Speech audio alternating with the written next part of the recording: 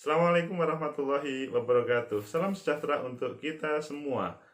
Saudara-saudara, bagaimana kabar hari ini? Semoga saudara kondisi baik, kondisi sehat sehingga bisa mengikuti perkuliahan yang ke-11 dengan baik. Ini adalah perkuliahan yang menyenangkan karena meskipun daring, tetapi saudara bisa interaktif dengan mata kuliah kita sosiologi politik. Kita hari ini melihat atau menampilkan yaitu voting behavior, the McDonaldization of society. Jadi, saudara bisa melihat di papan tadi, voting behavior, the McDonaldization society. Jadi, bagaimana perilaku pemilih berkaca dari masyarakat McDonald atau pembuatan masyarakat dengan pola McDonald. Ini adalah referensi yang beberapa saat kemarin kita sudah membahasnya satu persatu.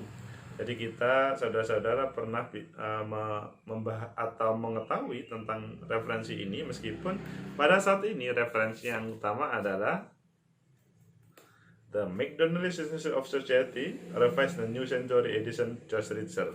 Ini adalah buku yang menjadi tema utama meskipun ada referensi-referensi yang lain.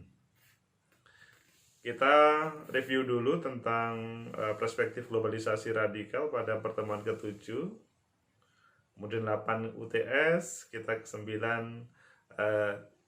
menyampaikan materi juga, ke-10 ada visiting lecture, dan hari ini kita melanjutkan perspektif global radikal, perkembangan dan tersedia luasnya teknologi komunikasi berbiaya murah. Nanti pasti nyambung dengan materi hari ini. Kemunculan MNCS mempunyai sumber daya untuk menyaingi banyak negara, namun tidak seperti negara. Ia tidak terkungkung geografis. Semakin menggobannya sifat perdagangan yang membuat negara tidak mampu membuat kebijakan ekonomi yang efektif. MNC digdaya. Meskipun hari ini kita temanya terkait McDonaldization tadi, McDonaldization Society itu ya fokus kepada tema bagaimana kita melihat fenomena McDonaldisasi terkait dengan berbagai dunia atau kemasyarakatan yang selanjutnya, karena kita tema sosiologi politik ya, kita mengangkat kepada tema ya politik, perpolitikan, kebijakan. Ini adalah yang kita sampaikan tadi, Josh Ritzer, sebagaimana temanya The McDonaldization of Society, Revised New Century Edition. Jadi tema ini tergambarkan dari masyarakat yang sangat terhipnotis dengan keberadaan McDonald. Saudara pernah ke McDonald? Ya, ada yang sudah, ada yang belum. Tapi minimal saudara bisa mengetahui bagaimana McDonald melaksanakan usahanya, dan yang lebih pas adalah ketika masyarakat melihat hal yang sangat positif tentang McDonald, tetapi berbeda dengan melihat apa yang dilaksanakannya berbeda. Nanti kita bahas. Critic of McDonaldization, the irrationality of rationality. Jadi ada sebuah kritik untuk McDonald, yaitu ketidakrasional dalam rasionalan. Nanti kita kupas. McDonaldization and its processor from the iron cage, the fast food factory. Jadi McDonald itu adalah perusahaan fast food, maksudnya perusahaan fast food atau makanan cepat saji yang dia menjadi debatable terkait dengan kehadirannya. Di satu sisi sepintas menguntungkan, di sisi yang lain itu menjadi petaka. Kalau di dalam penjelasannya Josh Ritzer, McDonaldisasi itu adalah terjadi ketika suatu budaya memiliki ciri-ciri restoran makanan cepat saji ia rekonseptualisasi, rasionalisasi atau perpindahan dari mode pemikiran tradisional ke rasional dan manajemen ilmiah. Menghilangkan pola lama, kalau saudara melihat di berbagai tempat di Indonesia, taruhlah begitu, pola manajemen terkait dengan ayam, penjualan ayam goreng, itu adalah manajemen lama. Dan masyarakat ketika membandingkan dengan keberadaan McDonald, itu sangat berbeda. Lucunya adalah, di masyarakat kita,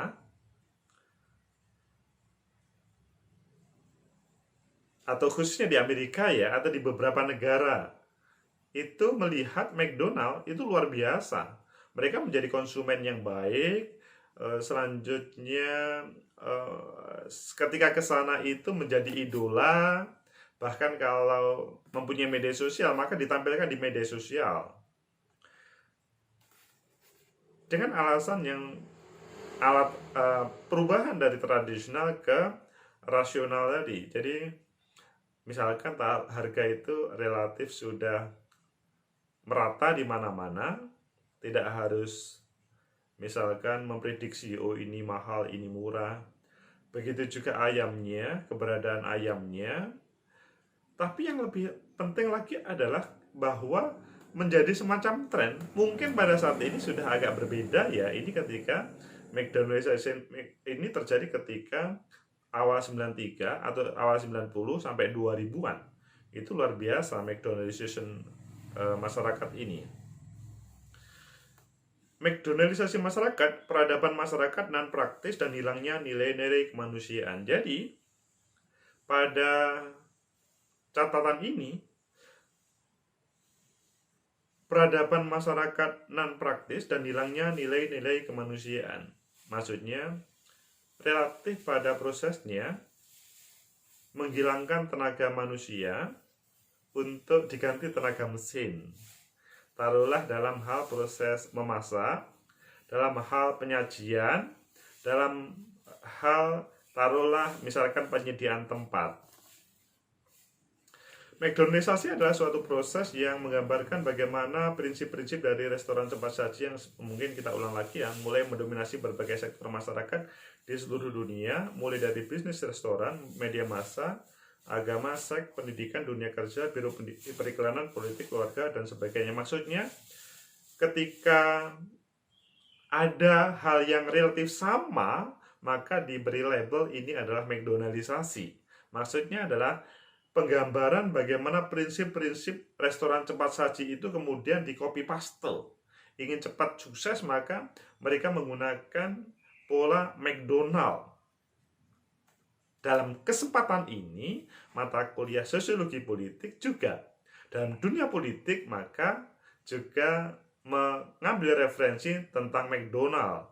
Sehingga apakah keberadaan partai politiknya baru ataupun lama menampilkan McDonaldization sehingga menjadi daya magnet, dan mungkin dalam proses berpolitik, maksudnya pemilu, itu menjadi pemenang atau taruhlah masuk ke electoral threshold dan bisa menjadi bagian dari proses pembangunan negara. Tetapi yang dikritik adalah apakah dalam proses itu bisa diterima oleh masyarakat pertama, kedua, apakah tidak menyingkirkan orang-orang yang terlibat dalam proses politik, ketiga, apakah selanjutnya kebijakan yang dihadirkan itu kemudian bisa diterima atau kemudian welcome terhadap masyarakat, society. Richard sebenarnya termotivasi oleh konsep rasionalitas yang diperkenalkan oleh Max Weber dalam birokrasi. Berpikir dalam konteks rasionalitas artinya menekankan prinsip-prinsip rasional dan meninggalkan hal-hal yang non-rasional atau dianggap konvensional. Maksudnya bahwa di dalam berbicara McDonaldization ini memang yang paling diutamakan adalah rasionalisasi. Dalam hal kebijakan politik itu adalah rasionalisasi. Taruhlah mungkin pada saat ini yang paling tren adalah pandemi COVID-19. Taruhlah begitu ya. Selanjutnya semua partai politik menghadirkan rasionalisasi terkait dengan bagaimana tidak ada penyebaran atau pandemi COVID dengan baik. Apakah pada waktu hari biasa, normal, liburan, atau bahkan lebaran hari raya. Secara rasionalitas, maka ketika seseorang tidak berpindah-pindah tempat, maksudnya bepergian, maka dia akan aman.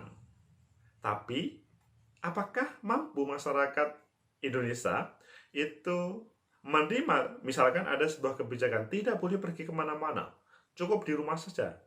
Apakah saudara bisa menerima? Taruhlah ketika hal itu berhadapan dengan dunia usaha mati, dunia transportasi mati. Apakah kebijakan terkait dengan yang cukup nasional menghindari COVID itu kemudian bisa diterima?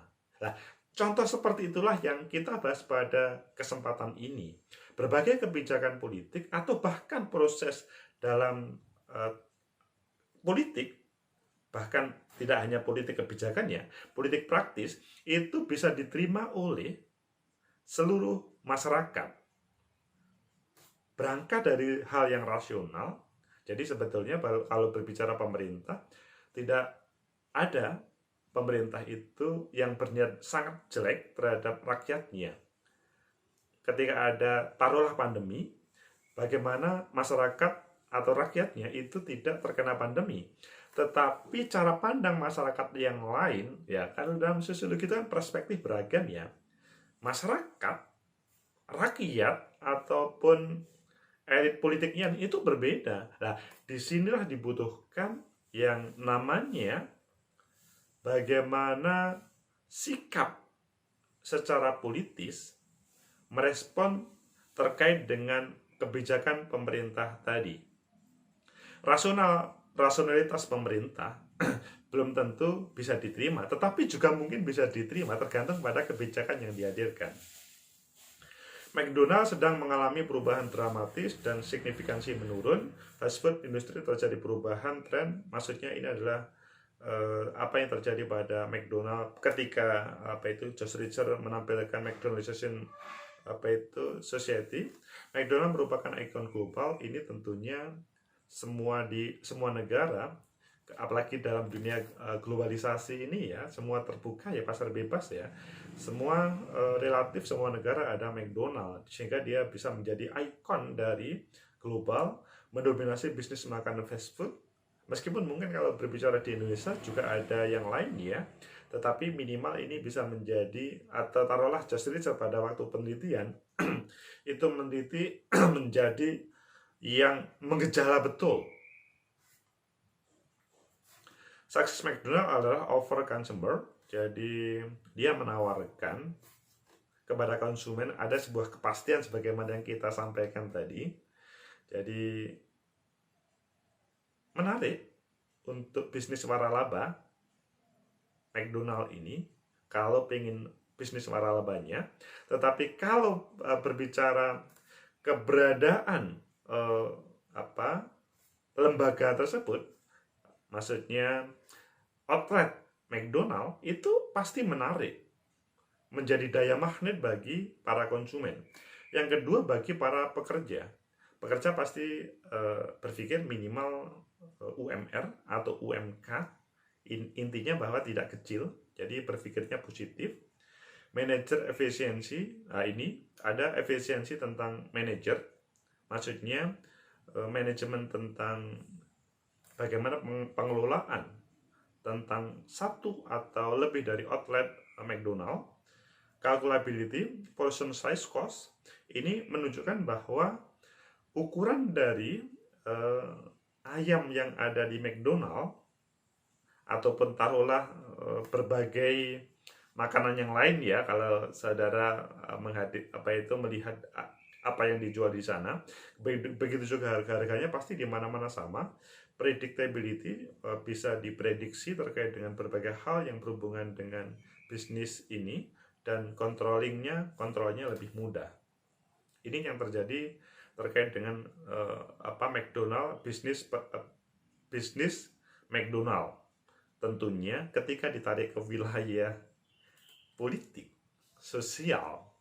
Di sini selanjutnya ya rasional tadi, Max Weber rasional tadi, dan selanjutnya kalau kita berbicara sosiologi selanjutnya, karena banyak perspektif akhirnya ya perlu diuji dulu tentang apa yang ditawarkan secara rasional tadi. Belum tentu bisa diterima, tetapi juga mungkin bisa diterima tergantung pada penjelasannya. Prinsip terakhir dari McDonaldisasi ini adalah justru menunjukkan sisi negatif dari upaya merasionalisasikan sisi kehidupan manusia melalui sistem yang di McDonaldisasikan. Upaya-upaya manusia menuntut rasionalitas dalam kinerja dengan efisiensi, kuantifikasi, mudah diprediksi atau dikalkulasi, dan penekanan kontrol dengan kecanggihan mesin kemudian ternyata justru memunculkan rasionalitas. Intinya bahwa apa yang ditampilkan oleh McDonald dengan ya semuanya dibantu oleh mesin sih dalam proses bisnisnya, dan menurut sangat terbantu, tetapi hal itu menghilangkan taruhlah tenaga manusia, menghilangkan pola pikir manusia, bahkan bisa menghilangkan berbagai sifat kemanusiaan yang ada. Intinya semuanya ya serba mesin, serba rasionalitas, tapi rasionalitasnya rasionalitas yang ya manusia dalam dunia perekonomian, bukan hanya mendasarkan pada society saja. Maksudnya hanya untung, dan untung. Dia tidak berpikir terkait dengan taruhlah masyarakat yang lain, konsumen, tetangga, ataupun taruhlah pengusaha-pengusaha yang lainnya. Antrian panjang pelanggaran di restoran cepat saji untuk mendapatkan makanan menjadi suatu masalah yang tidak lagi rasional. Tuntutan kecepatan bagi para pekerja membuat pekerja menjadi mesin kerja yang harus bekerja optimal. Belum lagi makanan cepat saji yang dituntut harus cepat disajikan dengan kualitas besar. Tidak lagi memperhatikan sisi-sisi kesetaraan manusia.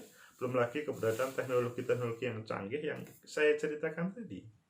Jadi selanjutnya manusia itu menjadi robot. Tetapi sifat-sifat kemanusiaan menjadi terhilangkan karena keberadaan robot-robot tadi. Hidup semakin dianggap praktis dengan kemudahan teknologi, namun teknologi tersebut pada dasarnya justru mengekang diri manusia itu sendiri. Dalam masyarakat yang ter-McDonaldisasi dan didukung dengan kecanggihan teknologi, maka manusia pun semakin terdorong menjadi individualis, berjuang untuk dirinya sendiri agar mampu memenuhi standar-standar rasionalitas yang menjadi hantu di kehidupan mereka. Disitulah yang kita katakan tadi bahwa proses ini, proses McDonaldization, itu adalah menghadirkan hantu-hantu yang sebetulnya merugikan banyak orang. Secara bisnis, iya menguntungkan, tetapi prosesnya merugikan, hasilnya merugikan. Tetapi secara taruhlah para kapital, para pemilik modal itu sangat menguntungkan. Tetapi efek yang dihadirkan itu kemudian tidak dibicarakan. Itulah tentang McDonaldisasi yang kita bicarakan pada kesempatan ini. Tentunya kita tarik ke wilayah sosiologi politik. Jadi saudara-saudara, kalau berbicara McDonaldisasi di kehidupan saudara, ya, di kehidupan ini, maka saudara perlu melihat yang sebenarnya. Apakah dalam kehidupannya